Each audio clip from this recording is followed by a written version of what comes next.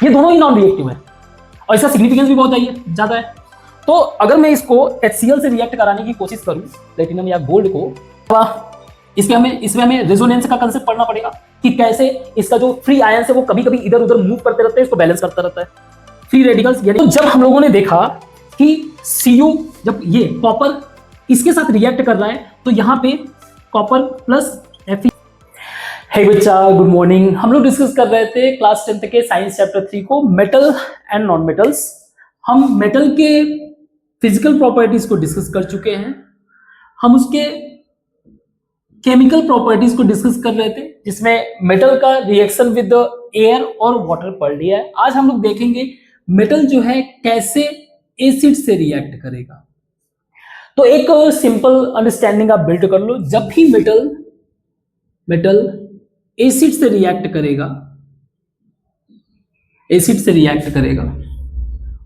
तो रिएक्शन में हमें मिलेगा salt plus hydrogen gas and plus heat.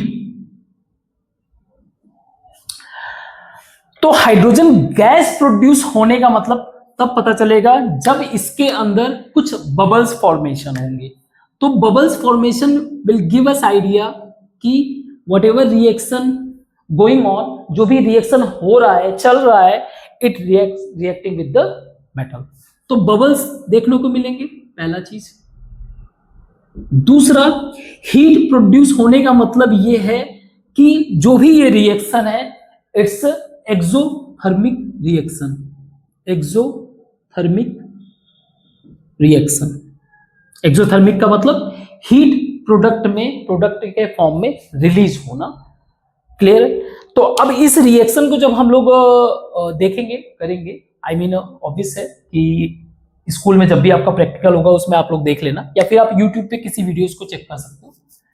तो हम लोग ऐसे कर सकते हैं कि एक बीकर ले लो आप। बीकर के अंदर जो है HCl, कोई भी एक एसिड, स्पेशली कोई एसिड अगर लेना भी है तो HCl से ही हम लोग जो है समझने की कोशिश करेंगे। HCl, साथ में हमें हीट को भी फिगर आउट करना है, तो इसके लिए हम लोगों ने क्या किया, एक थर्मामीटर लगा दिया। ठीक है, थर्मामीटर लगा दिया। यहां पे हम लोग क्या करेंगे, इसके टेम्परेचर को मेजर कर लेंगे।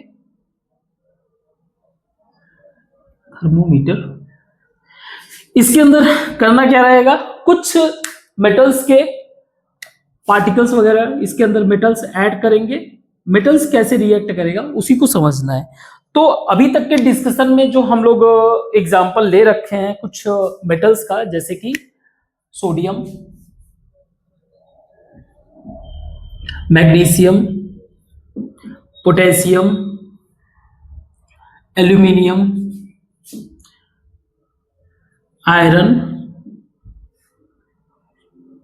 Copper, zinc. इनके अगर एटॉमिक नंबर को आप चेक करोगे, धीरे धीरे वैसे आपको एटॉमिक नंबर याद हो जाएगा, आप लोग पढ़ लेना एटॉमिक नंबर। इसका 11 है, इसका 12 है, इसका 19, ये 13, ये 26, 29 and 30।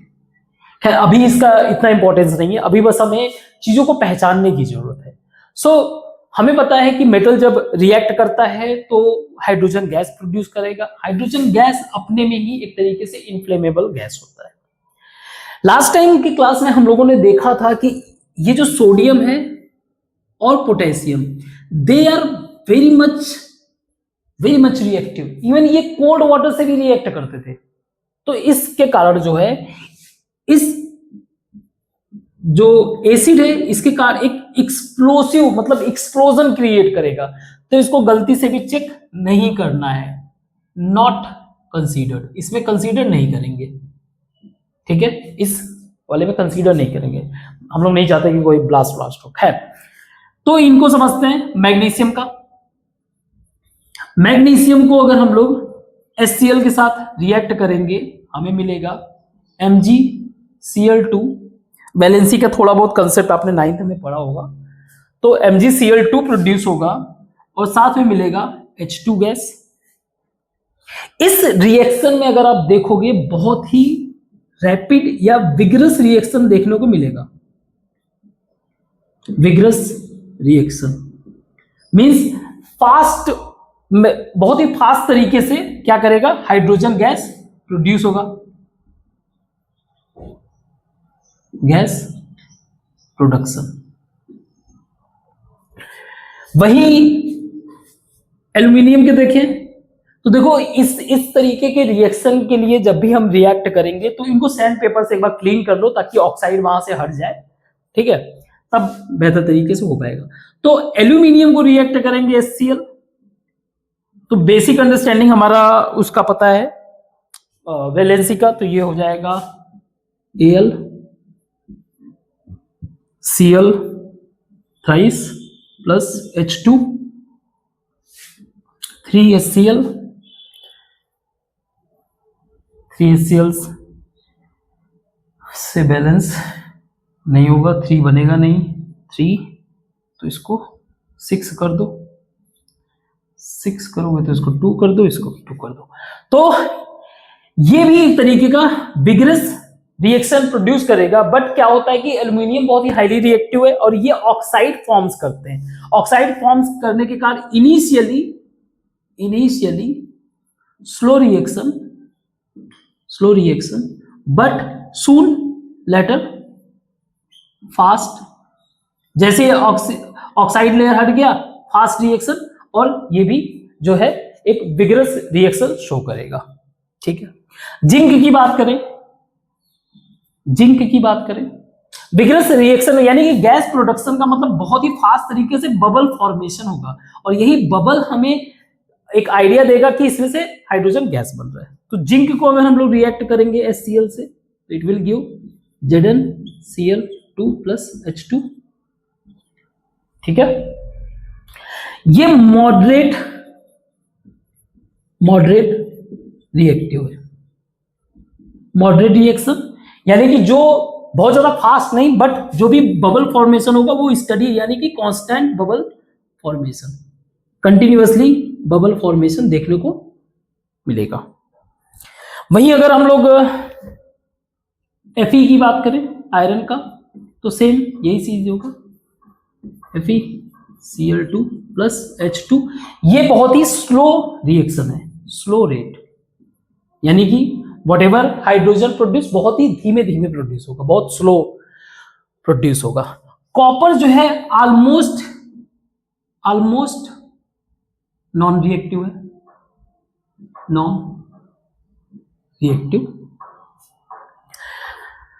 Almost non reactive acid के साथ। तो एक बात तो कंक्लूजन हो गया कि हमें हाइड्रोजन गैस देखने को मिल रहा है। एक ऐसा नहीं है कि सारे के सारे एसिड जो है हाइड्रोजन प्रोड्यूस करने में मदद करते हैं, कुछ ऐसे भी हैं जो हाइड्रोजन गैस नहीं प्रोड्यूस करते। उसके जैसे कि एग्जांपल के लिए HNO3, नाइट्रिक एसिड के साथ प्रॉब्लम ये है कि इसका जो पार्ट है H प्लस NO3, ये हाईली ऑक्सीडाइजिंग एजेंट है। ये एक ऑक्सीडाइजिंग एजेंट का मतलब क्या है? ऑक्सीडाइजिंग एजेंट का मतलब ये जो मॉलिक्यूल है ना, ये बहुत ही तैयार खड़े हुए हैं कि इनको कहीं से भी इलेक्ट्रॉन मिल जाए, means ready to accept electron. कहीं से भी इनको इलेक्ट्रॉन मिल जाए तो ये ले लेंगे। अब इसके चक्कर में जब इनको इलेक्ट्रॉन मिल जाता है तो ये फॉर्म करते हैं नाइट्रस, ध्यान से समझना इसको, nitrous oxide, that is NO2, इस तरीके का स्ट्रक्चर फॉर्म करते हैं। तो जैसे इन्होंने जो है नाइट्रस ऑक्साइड फॉर्म किया तो एक बेचारा, एक या दो ऑक्सीजन इसमें रह जाते हैं अकेले, और वो फॉर्म कर जाते हैं वाटर फॉर्म कर लेते हैं। अब सोच के देखो, जब बबल फॉर्मेशन होगा ही नहीं, means somehow we can say that no bubble formation, तो हमें कैसे पता चलेगा कि ये किस मेटल के साथ रिएक्ट कर रहा है? तो मेटल रिएक्शन का पहचान ही है कि उसमें बबल फॉर्मेशन, और बबल फॉर्मेशन जो है हमें, मतलब वो बबल फॉर्मेशन ही इसलिए हो रहा है क्योंकि उसके अंदर गैस प्रोड्यूस हो रहा है, हाइड्रोजन गैस प्रोड्यूस हो रहा है। बट मैंने इसको डिस्कस क्यों किया? Though it's not reacting with the metal but still it has a very much significance. See, हमने देखा कि कॉपर जो है ये नॉन रिएक्टिव है एसिड के साथ, ऐसे ही नॉन रिएक्टिव हैं हमारे गोल्ड और प्लेटिनम भी। प्लेटिनम और गोल्ड 79, 78 ये दोनों ही नॉन रिएक्टिव है और इसका सिग्निफिकेंस भी बहुत ज्यादा है। तो अगर मैं इसको HCl से रिएक्ट कराने की कोशिश करूं प्लेटिनम या गोल्ड को, तो वो तो रिएक्ट करेगा नहीं। वहीं अगर इससे रिएक्ट कराऊं तो भी नहीं करेगा। लेकिन अगर इन्हें इन दोनों को मिक्स करा दूं तो इसको डिसॉल्व कर देता है। दैट इज द रीजन ये बहुत ज्यादा इंपॉर्टेंट है, इसीलिए हम लोग इसको डिस्कशन में लेके आए HNO3 को। ठीक है, तो इसको मैं मिटाता हूं और उससे एक इंपॉर्टेंट कंसेप्ट को समझते हैं जिसका नाम है एक्वारेशिया। ठीक, एक्वारेशिया ये बहुत ही इंपॉर्टेंट कंसेप्ट है। It has significant value. अगर वैसे इसके नाम को हम लोग ब्रेकआउट करें तो ये होता है, एक्वा का मतलब होता है वाटर और रेजिया का मतलब होता है रॉयल। ये क्यों इंपॉर्टेंट है इसको समझो। ये वो वाटर है विच डिसॉल्व गोल्ड एंड प्लेटिनम। और आप लोगों ने देखा भी होगा इस वाटर की खास बात यह है कि it is a mixture of HCl और HNO3, यानी कि nitric acid and hydrochloric acid. खैर 3:1 के रेशियो में इसे मिक्स करके जो है इसको डिसॉल्व करते हैं। ठीक है, डिसॉल्व करके अलग अलग जो भी स्ट्रक्चर में फॉर्म करते हैं। बट ये इतना इंपॉर्टेंट क्यों है? इंपॉर्टेंट ये इसलिए है कि ये वो मेटल्स हैं जिनको नोबल कह लो, these are the noble metals. Almost ये रिएक्ट नहीं करते, ये कोरोड, जैसे आयरन वगैरह है इन सब में जंग लग जाता है, इसमें ऐसा कुछ नहीं है। इसका अगर आप लाइफ चेक करोगे ना तो चलते जाए हजारों लाखों साल तक ये एज इट इज ही रहते हैं। Means they have strong intrinsic value. बात समझो कि क्यों इतना इंपॉर्टेंट है। ये थोड़ा सा सोशल एस्पेक्ट है। अगर हमारे कल्चर में आप देखोगे, हमारे इंडियन कल्चर में तो शादी ब्याह में जो है गोल्ड देने का कल्चर होता है। ठीक है, गोल्ड देने का कल्चर होता है। मंदिरों में आपको गोल्ड मिलेगा। आपको लगेगा कि जो है ये एक रीति रिवाज है, ऐसा नहीं है। सिर्फ रीति रिवाज नहीं, it has strong economic value. जैसे एक कंट्री जो है मान लो करेंसी यूज करता है, कोई करेंसी है, और हम लोगों ने ये भी देखा हुआ है कैसे मान लीजिए 500 के नोट को कैसे डिमोनेटाइज कर दिया गया था। तो कल को ये करेंसी अगर वैल्यू खत्म हो जाए, क्योंकि इस करेंसी का कोई खुद का कोई वैल्यू नहीं है। जैसे करेंसी को एज कागज ले जाके आप किसी को बेचोगे तो मुश्किल से आपको 2 या 3 रुपया मिलेगा। आज अगर आप पुराना कोई 500 का नोट ले आओ या फिर किसी और कंट्री का करेंसी लेके आओ, कोई नहीं खरीदेगा, उसका कोई वैल्यू नहीं है। तो उस कागज में, करेंसी में वैल्यू नहीं होता है। इसको ये बिल्ड होता है ट्रस्ट के बेसिस पे, और यही कॉज होता है कभी कंट्री की इकोनॉमी कोलैप्स कर जाए तो पूरा का पूरा कंट्री का करेंसी बर्बाद हो जाए। फिर बात आता है गोल्ड का। ये वो वैल्यूज है, ये वो इकोनॉमिक वैल्यूज, इंपॉर्टेंट वैल्यूज है जिनकी खुद की वैल्यू होती है। कल को आप लेके जाओ किसी के पास भी गोल्ड बेचने के लिए तो आपको अच्छा खासा अमाउंट में पैसा मिलेगा। बात समझ में आ रहा है? तो इनकी खुद, इसको बोला जाता है इंट्रिंसिक वैल्यू। इनकी खुद की इंट्रिंसिक वैल्यू होता है, और ये हमारे जो एंसेस्टर थे उनको बहुत अच्छे से समझ में आया था ये बात। दैट इज द रीजन हमारा कल्चर इस तरीके से डेवलप हुआ कि छोटा छोटा फंक्शन भी होता है तो उसमें गोल्ड डोनेट देने का काम करते हैं। ठीक है, जिससे हमारा गोल्ड कलेक्शन, अगर आज प्रेजेंट टाइम में वर्ल्ड लेवल पे गोल्ड कलेक्शन देखा जाए तो दुनिया में हमारे गवर्नमेंट के लेवल पे अगर बात करें तो गवर्नमेंट के लेवल में इंडिया का रैंक जो है लगभग 9/10 के पोजीशन, लगभग 800 टन के आसपास है हमारे पास गोल्ड, लगभग 800 टन। और वहीं यूएस के पास लगभग 8000 टन। बट यही अगर इंडिया के पब्लिक को ऐड कर दे, पब्लिक के गोल्ड को, टेम्पल के गोल्ड को, तो लगभग 25,000 टन के बराबर है हमारा गोल्ड। और इनके अगर पब्लिक के गोल्ड को ऐड करोगे तो ये भी समवेयर, बट हम लोग या तो फर्स्ट रैंक पे होंगे या सेकंड, इसी के आसपास ही होंगे। तो अगर कल को इकोनॉमिक डिजास्टर कुछ हो भी जाए तो भी हमारा कल्चर, हमारा सोसाइटी पूरी तरीके से जो है क्या होता है, इसके बेसिस पे सरवाइव करता है। तो इसका इंपॉर्टेंस बहुत है और उसका रीजन यही है क्योंकि ये कोरोड नहीं करता है, कोरोजन नहीं है इसका। तो इसको अलग अलग फॉर्म में, यानी कि सम हाउ कैसे ये कंट्री में बढ़ा रहे, कैसे इसको लाइफ का पार्ट बनाया जाए, तो इसको डिसॉल्व करना फिर अलग अलग फॉर्म में बनाना, ये इंपॉर्टेंट है। तो इसके लिए ये मिक्सचर जो है क्या करता है, इनको डिसॉल्व करता है, क्योंकि हमें पता है ये किसी से भी रिएक्ट नहीं कर रहे, बहुत ही लो रिएक्टिविटी है। तो ये मिक्सचर क्या करते हैं, रिएक्ट करते हैं। इन दोनों का रोल है, जैसे गोल्ड के साथ पहले ये गया HNO3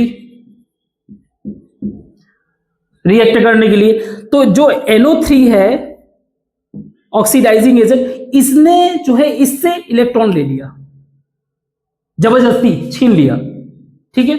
तो जब इसको इलेक्ट्रॉन लेने के बाद, क्योंकि अभी तो इसका स्टेबल सिचुएशन है, ये किसी से भी रिएक्ट नहीं कर रहा, जैसे ही ये आयन के फॉर्म में बना, अब इस सिचुएशन में इसके पास आ गया HCl रिएक्ट करने के लिए, HCl में से Cl minus, Cl minus react करने के लिए आ गया, और Cl माइनस रिएक्ट करने जब आया तो ये इसके साथ मिलकर बना लिया AuCl4, हाइड्रोजन भी इसके साथ अटैच हो गया। AuCl4 जो है इसको बोलते हैं क्लोरो, क्योंकि क्लोरीन है, क्लोरो ऑरम, और इसका जो हाइड्रोजन के साथ क्योंकि अटैच है,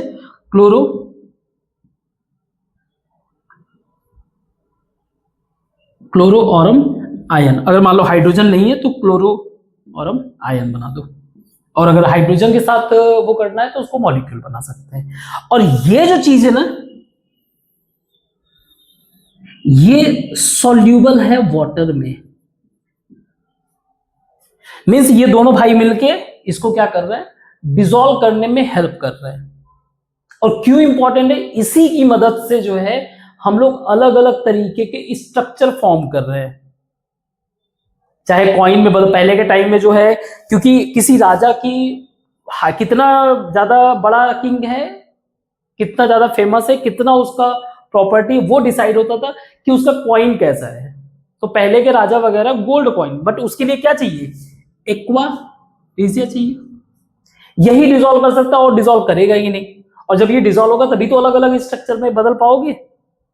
तो इसका सिग्निफिकेंस बहुत ज्यादा है, ठीक है। ये सारे कंसेप्ट जब आप पढ़ोगे आगे चल के, जैसे कि इसका जो आउटपुट आता है something like HAuCl4 plus NO gas के फॉर्म में और प्लस H2O, ये स्टेबल वैसे है नहीं, दिखने में लग रहा है, आपको अगर चेक करोगे तो वैलेंसी वाले कंसेप्ट है तो आपको मिलेगा कि इसके ऊपर जो है एक आयन के फॉर्म में, बट ये it appears like balanced stable, not like ion. और ओनली बिकॉज, क्यों, रीजन ये है, इस चीज को समझने के लिए हमें डबल बॉन्ड ये पढ़ना पड़ेगा। इसके अलावा इसमें हमें रेजोनेंस का कंसेप्ट पढ़ना पड़ेगा कि कैसे इसका जो फ्री आयन है वो कभी कभी इधर उधर मूव करते रहते हैं, इसको बैलेंस करता रहता है।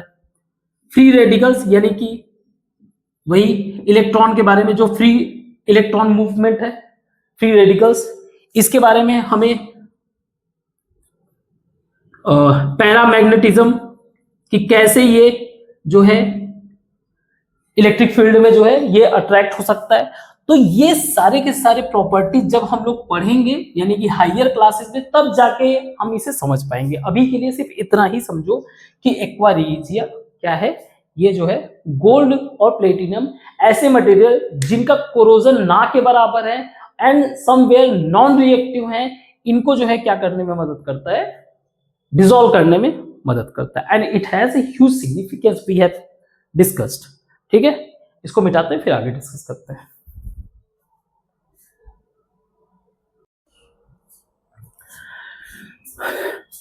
सो ये लास्ट टॉपिक है इस पॉइंट का जो हम लोग डिस्कस कर रहे थे, मेटल का chemical properties. Metal reaction, metal के साथ रिएक्शन। अभी तक हम लोगों ने जो देखा ऑक्सीजन के साथ रिएक्शन, वाटर के साथ रिएक्शन और एसिड के साथ भी हम लोगों ने देख लिया। ठीक है, और सारे के सारे जो रिएक्टिव एलिमेंट या मेटल जो हमने चूज किया था सबका रिएक्टिव प्रॉपर्टीज अलग था, इसलिए किसी के साथ ज्यादा हाईली रिएक्टिव था, किसी के साथ कम था, तो ये सारी चीजें हो रहा था।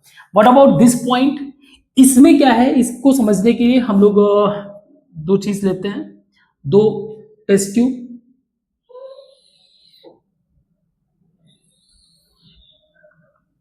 ठीक है,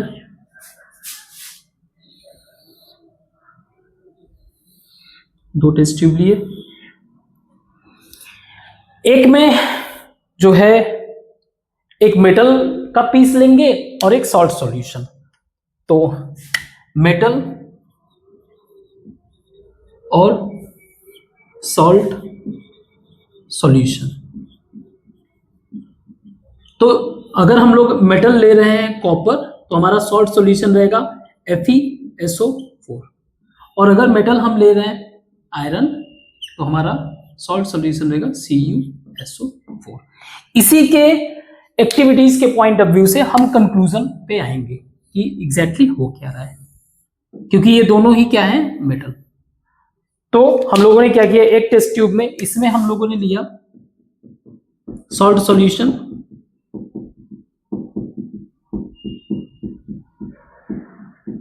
दैट इज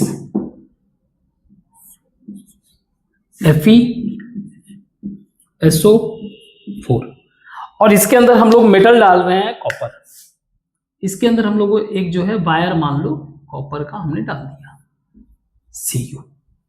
ठीक, दूसरे वाले में हम लोग ले रहे हैं सॉल्ट सॉल्यूशन जो है, अगेन बेसिक बात, सॉल्यूशन का मतलब ही हो गया कि सारे के सारे पार्टिकल इस तरीके से उसमें डिसॉल्व हैं कि आपको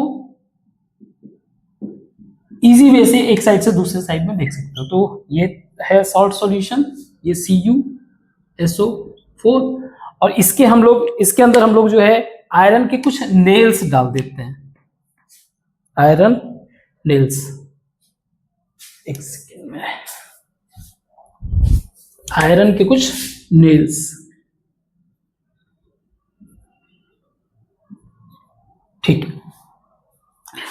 तो जब हम लोगों ने देखा कि Cu, जब ये कॉपर इसके साथ रिएक्ट कर रहा है तो यहां पे कॉपर प्लस FeSO4 वाले रिएक्शन में नो रिएक्शन, किसी भी तरीके का रिएक्शन नहीं है। अगर इस सॉल्यूशन को अगर आप देखोगे, ये सॉल्यूशन हमारा ग्रीन कलर में है, ये सॉल्यूशन देखने में ग्रीन कलर है, और ये वाला सॉल्यूशन हमारा जो है ब्लू कलर का सॉल्यूशन है। तो solution as it is, copper भी एज इट इज, कुछ भी नहीं हो रहा। बट इस सेकेंड वाले में, यानी कि ये फर्स्ट नथिंग, बस सेकेंड वाले में क्या हो रहा है, Fe प्लस CuSO4 यानी कि सॉल्ट सॉल्यूशन इसके साथ रिएक्ट कर रहा है, तो Fe क्या कर रहा है, Cu को हटा के खुद इसके साथ अटैच हो जा रहा है। तो इसने क्या किया, इसको डिस्प्लेस कर दिया, Cu को क्या किया, डिस्प्लेस कर दिया, तो बना क्या, FeSO4 प्लस Cu। तो अगर आप इस टेस्ट ट्यूब को देखोगे तो धीरे धीरे इसका कलर क्या होने लगता है, फेड होने लगता है। कलर क्या होने लगता है, फेड होने लगता है। इससे हमें ये पता चल जाता है कि इसके अंदर रिएक्शन हुआ। वहीं अगर हम लोग आयरन नेल्स को फिगर आउट करेंगे तो इसके ऊपर जो है रेडिश ब्राउन कलर का डिपॉजिट होने लगता है, ब्राउन डिपॉजिट। और बेसिकली ये किस चीज का डिपॉजिट रहता है? कॉपर का, कॉपर मेटल, कॉपर मेटल का डिपॉजिट। तो एक चीज हमें समझना पड़ेगा इसमें कि कॉपर हमारा क्या है? कॉपर हमारा है लो रिएक्टिव, या कह लो less reactive as compare to, less reactive as compare to iron. Means इसके अंदर हो क्या रहा है? इसके अंदर हो ये रहा है कि अगर कोई एक मेटल है, metal A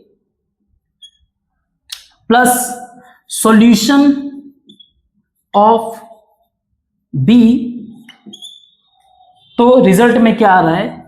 solution of A, salt solution of A plus metal B. और ये किस बात को रिप्रेजेंट कर रहा है? कि जो आयरन है वो मोर रिएक्टिव है कॉपर से। तो इस टॉपिक का सिग्निफिकेंस क्या है? इस टॉपिक का सिग्निफिकेंस ये है कि अगर हम लोग ये फिगर आउट करना चाहें कि कौन सा मेटल ज्यादा रिएक्टिव है किससे, तो हमें ऑक्सीजन वाला जो रिएक्शन था कि जब एयर से वो रिएक्ट कर रहा है, सारे के सारे जो है रिएक्ट नहीं कर रहे हैं, कुछ ऐसे मेटल्स हैं जो रिएक्ट बिल्कुल भी रिएक्ट नहीं कर रहे हैं, तो ये तो मुझे बता नहीं पाएगा। वहीं अगर मैं वाटर का भी यूज कर लूं, तो आपने वाटर से भी देखा कई सारे ऐसे जो है मेटल्स हैं जो वाटर से भी रिएक्ट, ऐसी एसिड से भी। तो ये method metal to metal reaction with the help of salt solution, ये हमें रिलेटिव रिएक्शन बताता है, relative reaction. At the same time ये हमें ये ऑर्डर भी बताता है कि किस मेटल की रिएक्टिविटी बहुत ज्यादा है और किसकी बहुत ही कम है। तो इसका मेन पर्पज आप समझो, इसका मेन पर्पज क्या है? इसका मेन पर्पज यही है कि मुझे ये बताना कि किसका कौन सा मेटल जो है ज्यादा रिएक्टिव, कौन सा कम है। तो जितने हम लोगों ने मेटल डिस्कस किया था, अगर उसमें हम लोग बात करें तो सबसे हाईली रिएक्टिव है पोटेशियम। जितने मेटल हम लोगों ने डिस्कस किया पोटेशियम सबसे ज्यादा, उसके बाद आता है सोडियम, सोडियम के बाद आएगा आपका कैल्शियम,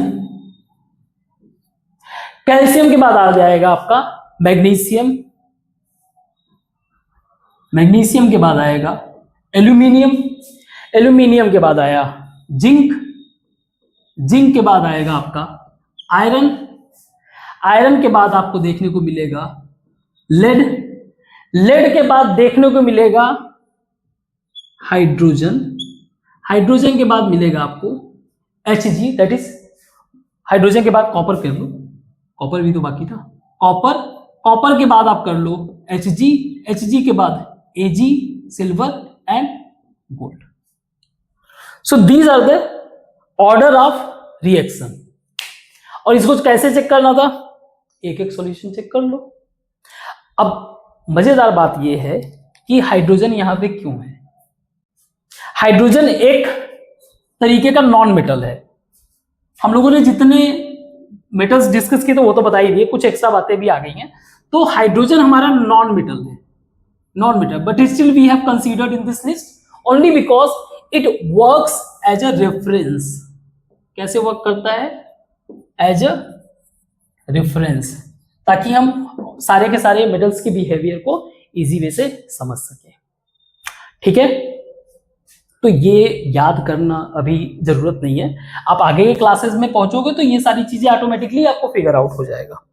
ठीक, तो आई होप आप पर्पस समझ गए इस वाले टॉपिक। ओके, तो बहुत सारी चीजें हम लोगों ने इसमें डिस्कस किया। इसके बाद जो है आप देखोगे कई सारे क्वेश्चंस दिए हुए हैं आपके बुक में, उन क्वेश्चंस को आपको सॉल्व करना है। आपने जो भी अभी तक पढ़ा हुआ है, इसको अगर ध्यान से आपने वीडियोस देखा हुआ है, ध्यान से क्लास को अटेंड किया हुआ है, सारे क्वेश्चन का आंसर आप इजी वे से दे दोगे। इन केस अगर कोई क्वेश्चन ऐसा हुआ जो आपको लग रहा है कि बिल्कुल भी समझ में नहीं आ रहा है, आउट ऑफ कंटेक्स्ट है, आउट ऑफ सिलेबस है, ऐसे क्वेश्चंस को आप कमेंट में मेंशन करो, मैं उनको कलेक्ट करके जो है आंसर दे दूंगा। जब मैं थोड़ा फ्री होऊंगा तो इससे रिलेटेड नोट्स भी बना दूंगा आपको, फिर वो नोट्स जो है डिस्क्रिप्शन लिस्ट में मिल जाएगा। ठीक है, तो अभी के लिए बस इतना ही। Thank you, good bye.